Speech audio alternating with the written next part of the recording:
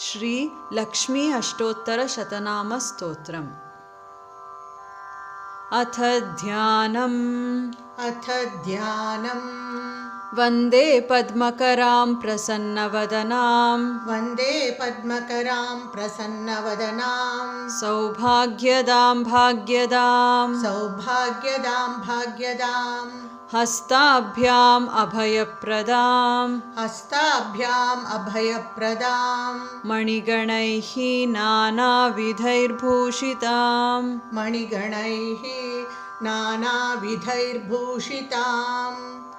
भक्ताभीष्टवरप्रदां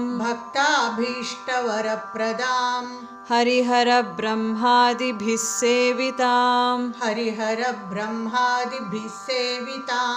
पार्श्वे पङ्कजशङ्खपद्मनिधिभिर्युक्तां सदा शक्तिभिः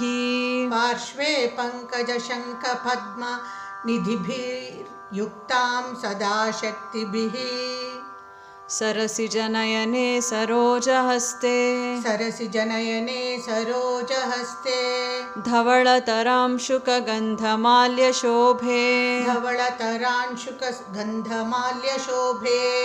भगवती हरिवल्लभे मनोज्ञे त्रिभुवनभूतिकरि प्रसीद मह्यम्।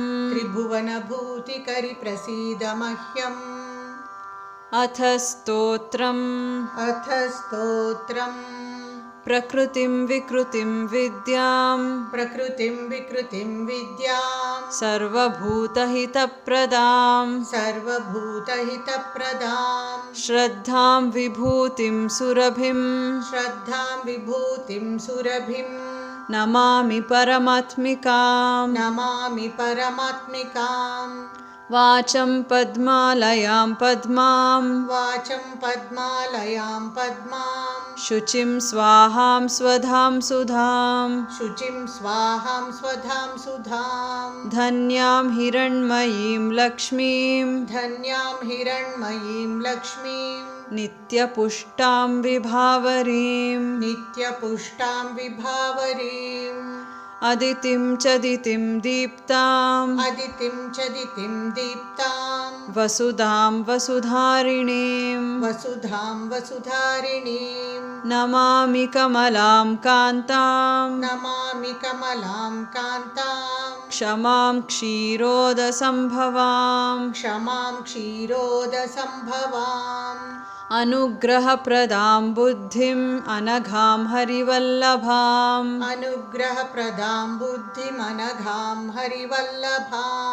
अशोकाममृतां दीप्तां लोकशोकविनाशिनीं नमामि धर्मनिलयां करुणां लोकमातरम् पद्मप्रियां पद्महस्तां पद्माक्षीं पद्मसुन्दरीं पद्मोद्भवां पद्ममुखीं पद्मनाभप्रियां रमां पद्ममालाधरां देवीं पद्मिनीं पद्मगन्धिनीं पुण्यगन्धां सुप्रसन्नां प्रसादाभिमुखीं प्रभां नमामि चन्द्रवदनां चन्द्रां चन्द्रसहोदरीं चतुर्भुजां चन्द्ररूपां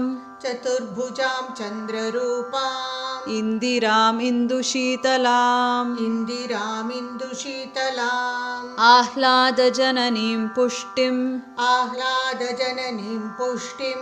शिवां शिवकरीं सतीं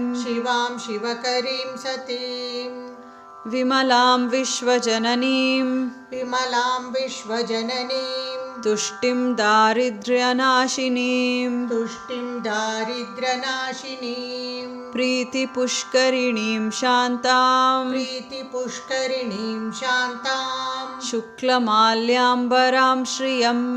शुक्लमाल्याम्बरां श्रियम् भास्करीं बिल्वनिलयां भास्करीं बिल्वनिलयां वरारोहां यशस्विनीं वरारोहां यशस्विनीं वसुन्धरामुदाराङ्गीं वसुन्धरामुदाराङ्गीं हरिणीं हेममालिनीं हरिणीं हेममालिनीं धनधान्यकरीं सिद्धिं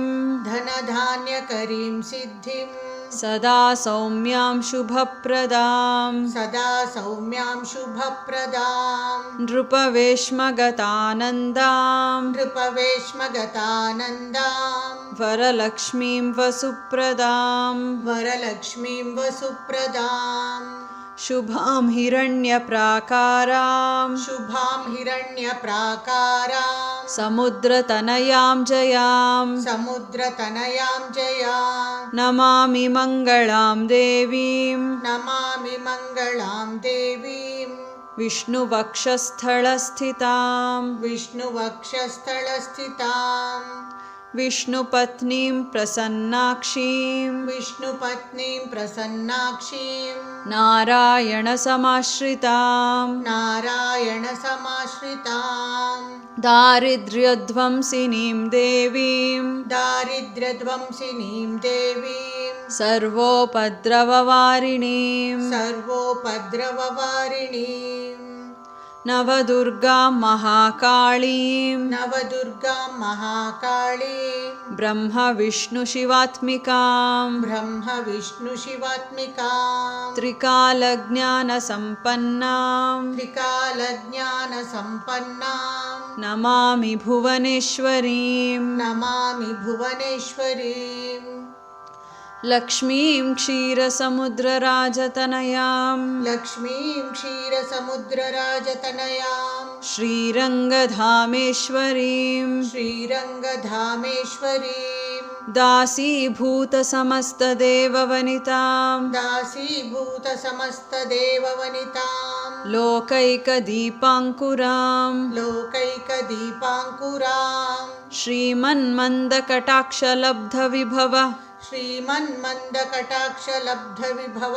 ब्रह्मेन्द्रगङ्गाधरां ब्रह्मेन्द्रगङ्गाधरां त्वां त्रैलोक्यकुटुम्बिनीं सरसिजां त्वां त्रैलोक्यकुटुम्बिनीं सरसिजां वन्दे मुकुन्दप्रियां वन्दे मुकुन्दप्रियाम् इति श्रीलक्ष्मी अष्टोत्तरशतनामस्तोत्रं सम्पूर्णम्